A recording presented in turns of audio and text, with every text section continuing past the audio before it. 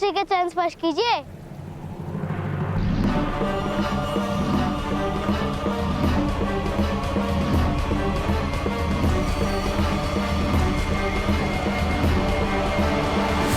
नहीं उत्तम, इसकी कोई आवश्यकता नहीं।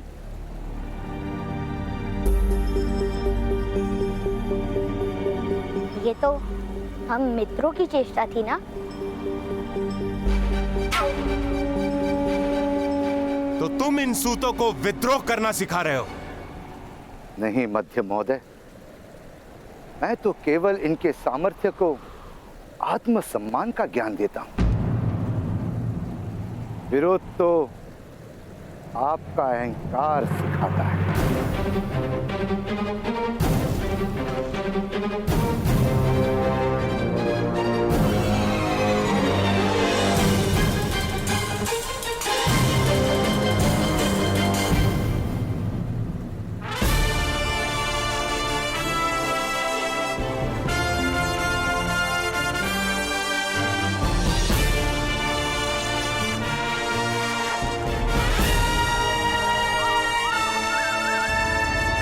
जय दुर्गा।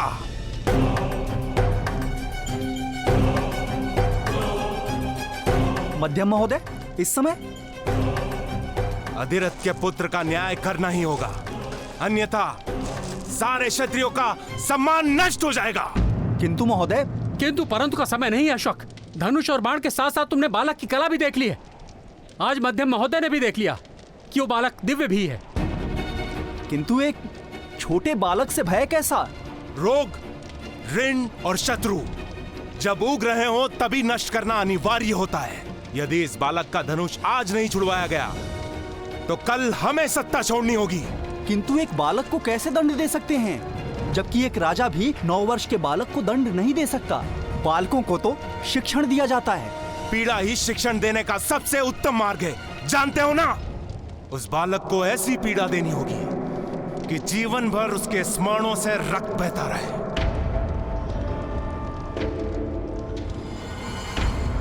तुमने उसके ताऊ से दिव्य रथ प्राप्त किया था ना? ये रहा वो दिव्य रथ। जिस दिन से लिया उस दिन से टूटा पड़ा है। उसने कहा था कि यदि आपका हृदय शुद्ध रहेगा तभी ये रथ दिव्य रहेगा, अन्यथा ये सामान्य हो जाएगा। मूर्ख हो तुम। जिस तरह निम्न जाति में समर्थ नहीं होता, उसी तरह नीम की काठ से रथ नहीं बनता। चलो, तुम्हें ठगने के अपराध के लिए उसे बंदी बनाते हैं। कर्ण अपने ताऊ से बहुत प्रेम करता है। ताऊ की मृत्यु को वो कभी नहीं भूल पाएगा।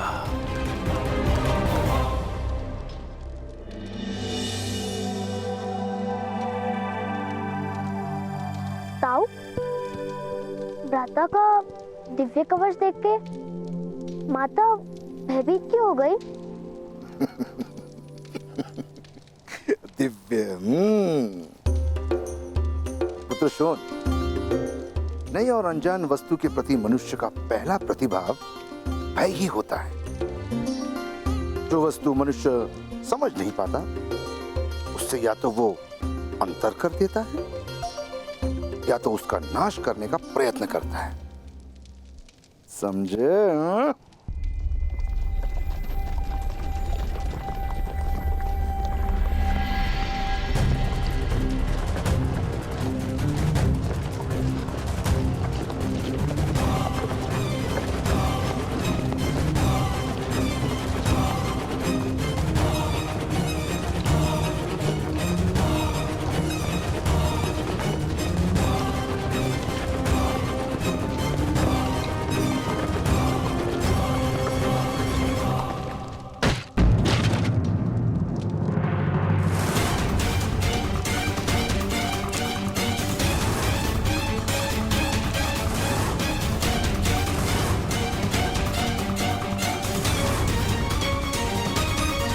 पकड़ लो इस पाखंडी को। दिव्य रथ के नाम पर लोगों को मूर्ख बनाता है। मूर्ख? वो रथ दिव्य ही है। उसमें से निकलता हुआ प्रकाश तो तुमने स्वयं देखा ही था। पकड़ लो इसे। नहीं, छोड़ो मेरे ताऊ को। कहाँ लेकर जा रहे हो तुम मेरे ताऊ को? छोड़ो, पिताश्री। मध्य महोदय, भ्राताश्री का अपराध क्या है? ठगाई की है इसने दिव्यरथ के नाम पर। तो धन लौटा दूंगा, बंदी बनाने की आवश्यकता क्या है? प्रश्न धन का नहीं है, प्रश्न है न्याय का। पकड़ लो इसे। नहीं नहीं नहीं।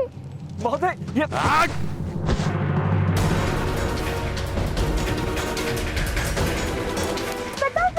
महोदय, बात महोदय, अरे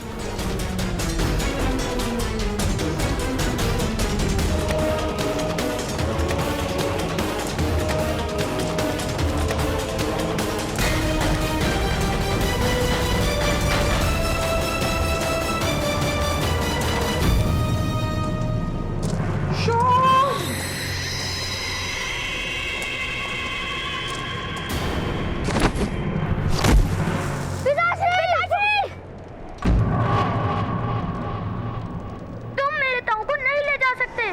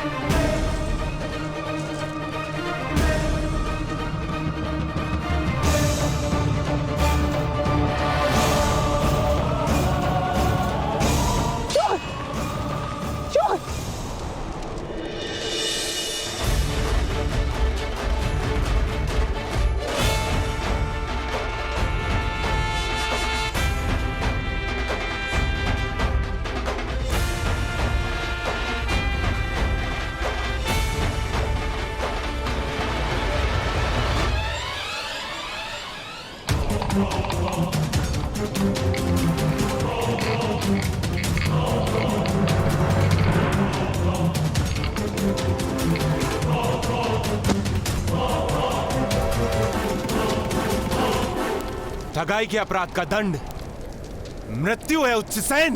किंतु यदि मैंने अपराध किया है तो मुझे राजा के समक्ष उपस्थित करो। आप कैसे न्याय कर सकते हो? ये अन्याय है। शक्तिमान जो करता है न्याय ही होता है। किंतु यदि तुम मुझे वचन दो कि कर्ण कभी जीवन में धनुष का स्पर्श नहीं करेगा, अपनी दिव्यता प्रकट नहीं करेगा, तो मैं तुम्हें जीवन दान दे सकता हूं।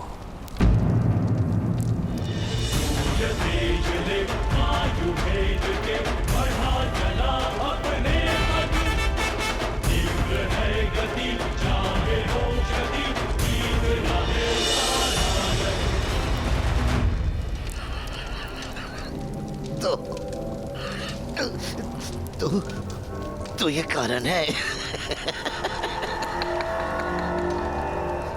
एक बच्चे से भयभीत हो गए महारथी।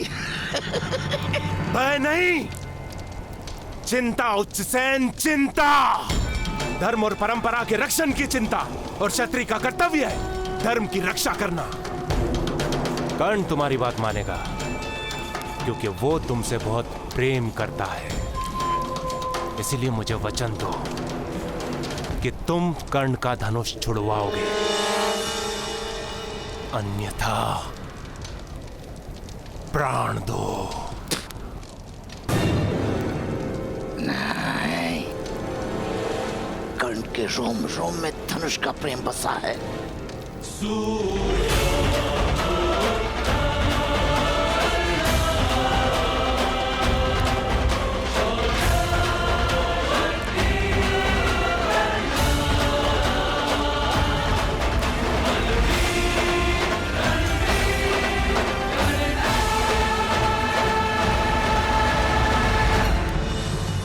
उसके जीवन भर का सुख उससे नहीं जीत सकता।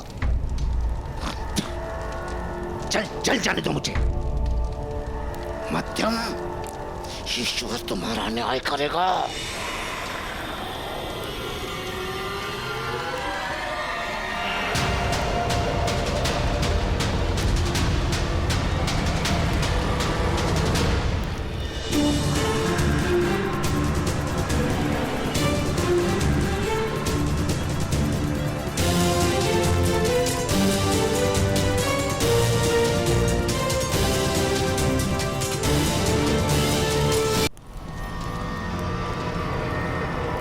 अभी भी मैं तुम्हारे बंधन खोलकर तुम्हारे प्राणों की रक्षा कर सकता हूं। वचन दो उच्चसेन कि कर्ण का धनुष छुड़वा कर रहोगे। वचन दो उच्चसेन, वचन दो।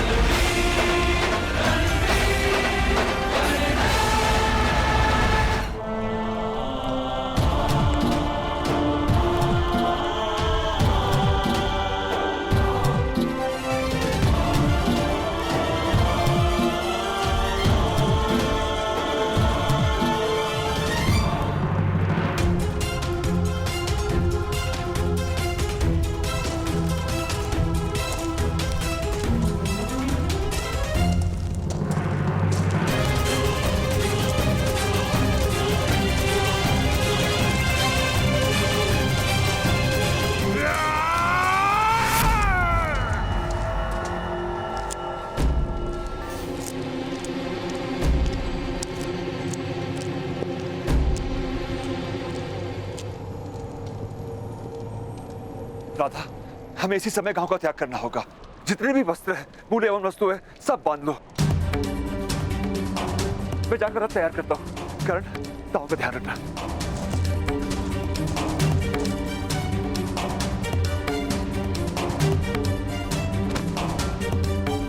माता, छुपने की कोई आवश्यकता नहीं है। राधा का हम सबको पराजित कर सकते हैं। मूर्ख मत बनो शोन, ये तो दिव्यता लेकर जन्मा है, इससे कोई घाव नहीं हो सकता है। किंतु तो तुम्हारी मृत्यु हो सकती है शोन। कितनी बार समझाया, हमें धनुष उठाने का अधिकार ही नहीं है, किंतु ये समझे तब ना। पता नहीं किस जन्म की शत्रुता लेकर आए मेरे घर में। ये मूर्ख बालक समझता ही नहीं है कि ये हम सबकी मृत्यु का कारण बन सकता है।